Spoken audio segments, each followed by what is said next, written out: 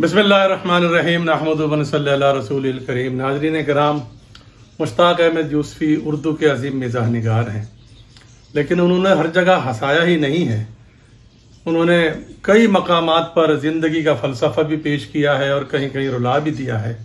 आइए उनकी किताब शाम शेर यारा से आप देख सकते हैं, एक इक़्तिबास पढ़ते हैं और जिससे आपको अंदाज़ा होता है कि उन्होंने फ़लसफ़े में हमें खामखा नहीं किया था।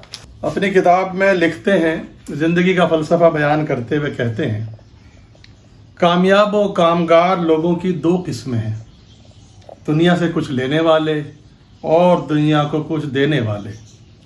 जब एक दिन अचानक उम्र की नकदी बकौल इब्ने इंशा खत्म हो जाएगी, धड़कन धड़कन कूच नगारा बाजेगा और बंजारा लाज चलेगा, तो उसे सुपुर्द खाक करने वाले ये नहीं देखेंगे कि इस दुनिया से क्या कुछ लिया। सवाल ये होगा कि दुनिया को क्या दे के जा रहा है। उस दिन लेने वाला टोटा घाटा पाएगा और देने वाला सुरखरू होगा। आखिर एक छोटा सा बीज दुनिया से क्या लेता है?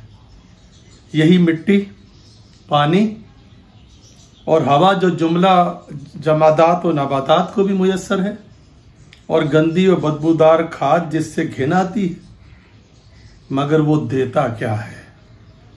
वो फूल बनकर मिट्टी का सारा कर्ज रंग, खुशबू, शादाबी और शगुफ्तगी की शक्ल में लौटा देता है।